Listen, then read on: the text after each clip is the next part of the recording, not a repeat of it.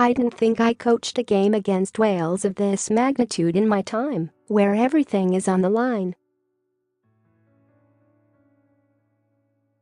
We had some big games, but it was never like this, and we often won comfortably. I only lost once to Wales, that infamous 1999 defeat at Wembley, and never lost in Cardiff.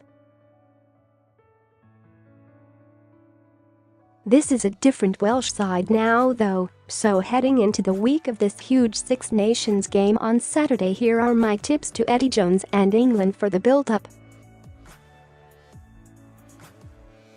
Given the quality of the England team and the performances in the opening two games, my strategy would be to really build this up. Yes, England are playing in Cardiff, but if they have aspirations of going to Japan and beating New Zealand, Australia, Ireland and the others on neutral ground, then they must go to Cardiff and win. They must put Wales away. I would make that very clear to my team, as you have to find out how these guys handle the pressure. It's always easier to be tough on your players when you're playing well and winning. I would not back off it. Let's face it, Eddie only has one goal for 2019, it is not to win a Grand Slam, but to lift the Webb Ellis Cup in Japan in November, so it is all about that. Aside from replacing injured players, I would keep the same starting side. He has to learn about his team now. I would try to wind up Warren Gatland this week ahead of the game. I used to love doing that with Eddie Jones before games against Australia, as there would always be a response.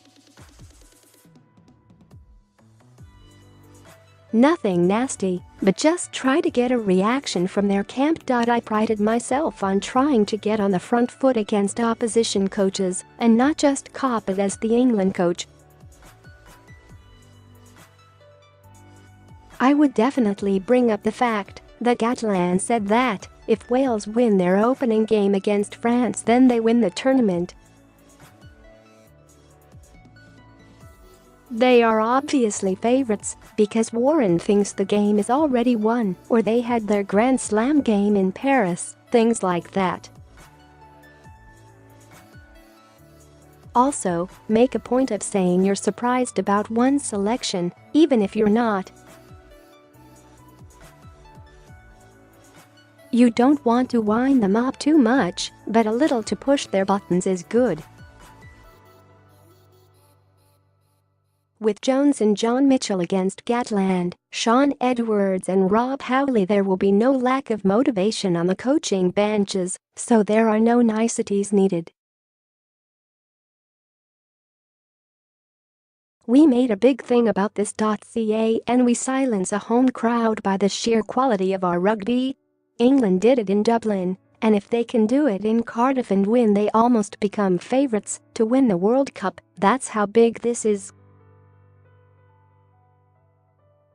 If England concentrate on how they are going to attack and defend, and concentrate 90% on that, they can stun the crowd into silence by the quality of their play. I loved all the Welsh stuff before a game. I went to school on Anglesey at HMS Conway Naval School and grew up watching the great Welsh team of the 1960s and 1970s. I was probably one of the only players to grow up in Wales and not play for Welsh Schoolboys. They picked Gareth Davies instead of me, which still grates even today. I loved Cardiff Arms Park and the Principality Stadium. You can only be inspired when playing there. It is probably the ultimate place to play rugby. When there is a big match on, it's better than Twickenham, Idon't Park, Ellis Park. It is the #1 rugby stadium in the world. The players will never forget this game as it is that big, so embrace it. Walk around the pitch, immerse yourself in it, come up with a plan of where you will sit in the dressing room, Become as familiar as you can with the stadium before the game. Yes, players will be nervous, but think about how many Englishmen would give their right arm to be where you are. The last time England lost there in 2013, Stuart Lancaster's side were well beaten 33. You could just sense they were going to struggle beforehand. I was pitchside working for television, and you could see the fear in the England players' faces and the incredible passion of the Welsh guys when the anthems were played. I remember turning to Jonathan Davies and saying, "There is only one winner today. So you have to cover that off." I think England are well placed, though Owen Farrell is a different player from the one from 6 years ago, and this is a more experienced team. Coming away with a win is huge for either team. Wales have not lost in a year and have won 11 in a row, so they have real momentum. England have won their quarter-final against Ireland, the semi against France. Now this is a final. There is no Monday morning. If they lose, Italy and Scotland will be horrible games to play in. This is the biggest game in 2019 before the World Cup kicks off by a mile. Whoever loses this clash will be in bits on Sunday morning.